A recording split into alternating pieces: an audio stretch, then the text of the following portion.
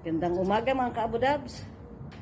So, nandito tayo ngayon. Pasukin natin yung loob ng bahay. Nakita nyo yung outside. Ito yung kanyang... Ayan. So, ang kanyang view outside. Yung bahay. Ngayon, pasukin natin sa loob. Tara, let's! Ayan. Ayan. Medyo ganun sabi ko, ayan si Muning, oh. Ayan si Muning. Kailangan pang si Muning, eh.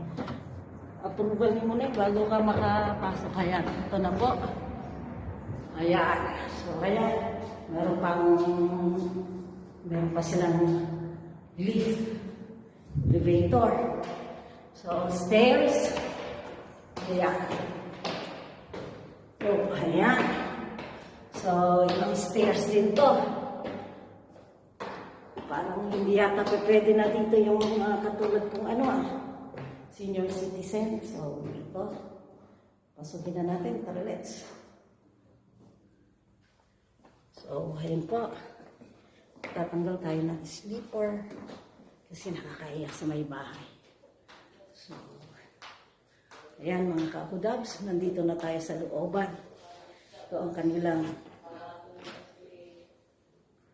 living area. So, ayan po. May kids room. Ayan. Ayan. Ang kids room. So, papasok tayo dito sa kalooban. Medyo madilim-dilim. Mukha ng ilaw pala. Ayan. So, ito ang kanilang kitchen area.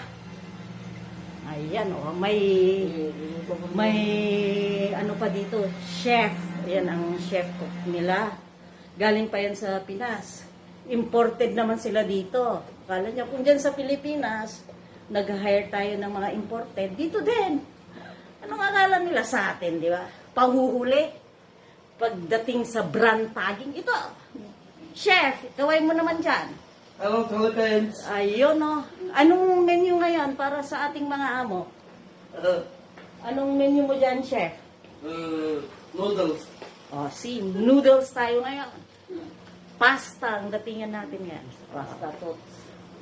Yan. Maskisan naman, di ba? Dala ng Pinoy, pasta. Pag inano mo yan, itaog mo yan, pansit. This is it, pansit. So hanggang dyan na lang po. Hanggang sa muli.